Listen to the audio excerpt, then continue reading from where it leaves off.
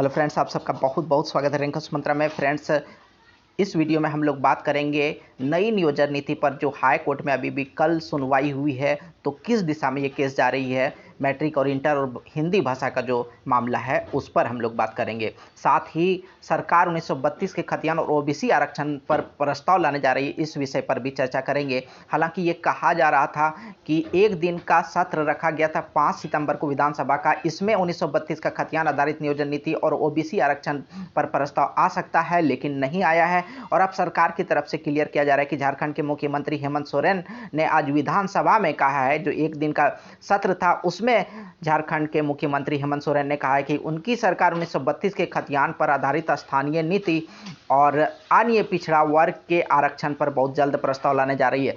अन्य पिछड़ा वर्ग का आरक्षण 27% तक बढ़ाया जाना है, इस पर भी काफ़ी दिनों से चर्चा चल रही है। और साथ ही जहां तक स्थानीय नीति की बात है 1932 के खतियान पर आधारित, तो इसकी डिमांड झारखंड वासियों के द्वारा एक लंबे समय से की जा रही है। हालांकि अभी ये डिमांड पूरी नहीं हो पाई और अब जाके सीएम ने कहा है कि इस पर प्रस्ताव जल्द ही लाया जाएगा।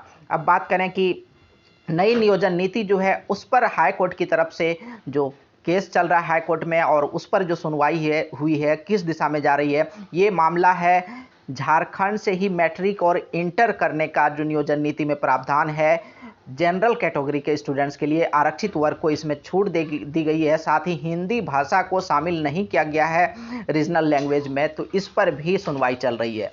नियुक्ति नियमावली के खिलाफ दाखिल याचिका पर हुई सुनवाई। हाई कोर्ट की 2 टूक नियमावली अराजकता के लिए बनेगी तो कोर्ट हस्तक्षेप करेगी ही। झारखंड हाई कोर्ट के जस्टिस डॉक्टर रवि रंजन व जस्टिस एसएन प्रसाद की अदालत में जेएसएससी की संशोधित नियुक्ति नियमावली के खिलाफ दाखिल याचिका पर सुनवाई हुई। सोमवार को लगभग पूरे दिन चली सुनवाई के दौरान, लंबी चली है बस, पूरे दिन सुनवाई चली है। और इस दौरान राज्य सरकार की ओर से कहा गया कि हिंदी को हटाया नहीं गया है, क्वालिफाइंग पेपर में रखा गया है। भाषा के पेपर से हिंदी या अंग्रेजी को हटाने के पीछे स्थानीय भाषा को प्रोत्साहित करना है, ताकि यहाँ की संस्कृति, रीति रिवाज और क्षेत्रीय भाषा को संरक्षित किया जा सके। इस पर अदालत ने कहा कि पूछा कि हिंदी और अंग्रेजी को पेपर 1 में रखने का क्या औचित्य है, जबकि पेपर 2 में शामिल भाषा का अंक कुल प्राप्तांक में जोड़ा जाना है।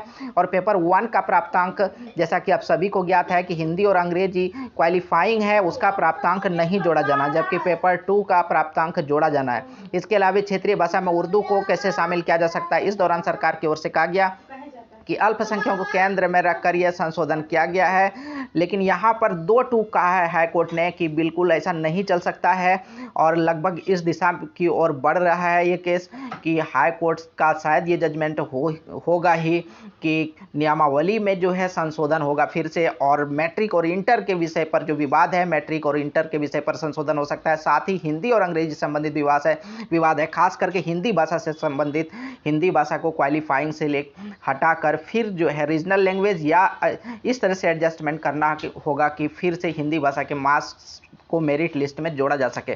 तो इस तरह की बातें चल रही है। तो क्या कुछ अपडेट्स निकल कर आता है, हालांकि अभी तक अंतिम फैसला नहीं आया है, क्या कुछ अंतिम फैसला आता है और क्या अपडेट्स निकल कर सामने आता है, तो इसे जानने के लिए बने रहें रैंकर्स मंत्रा के साथ, जुड़े रहें रैंकर्स मंत्रा के साथ। और अगर अभी तक चैनल को सब्सक्राइब नहीं किया है, सब्सक्राइब जरूर कर लें।